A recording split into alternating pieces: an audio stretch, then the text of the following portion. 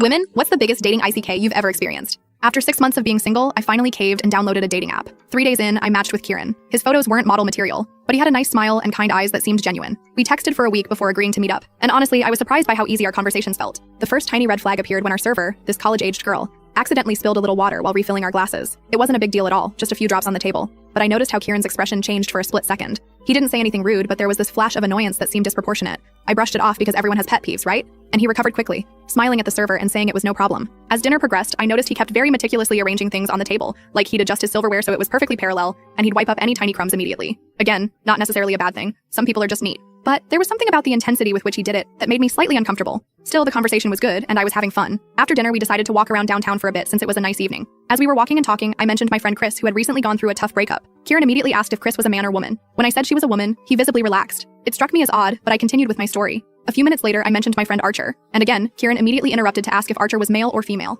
When I said male, he got this weird look and asked how close we were and if we'd ever dated. By this point, I was picking up on some possessive vibes, which was bizarre, given this was literally our first date. Still, I tried to give him the benefit of the doubt. Maybe he'd been cheated on before or something. We ended up at this little ice cream shop, and as we were waiting in line, my phone buzzed with a text. I glanced at it quickly. It was just my roommate asking when I'd be home, but Kieran immediately tried to peek at my screen and asked who was texting me so late. It was 8:30 p.m. I was starting to feel uncomfortable, but I didn't want to be rude, so I just casually turned my phone away and changed the subject. We got our ice cream and found a bench in the nearby park to sit and eat. The conversation turned to past relationships, and he started asking very specific questions about my exes, how many I'd had, why we broke up, if I was still in contact with any of them. When I tried to keep things vague, saying I'd had a few serious relationships that just didn't work out, he kept pressing for details. Then came the moment that made my skin crawl. He suddenly said, "You know, I actually looked you up online before our date. I found your Instagram and Facebook. I even drove by your workplace yesterday just to see where you spend your time." He said this so casually, like it was a completely normal thing to do, even adding that he liked to be thorough about people he was interested in. I felt my heart rate spike. This wasn't just an ick. This was downright creepy. I remembered that my address was listed on my Facebook. Stupid, I know. I changed that immediately after this, and I wondered if he'd driven by my apartment too.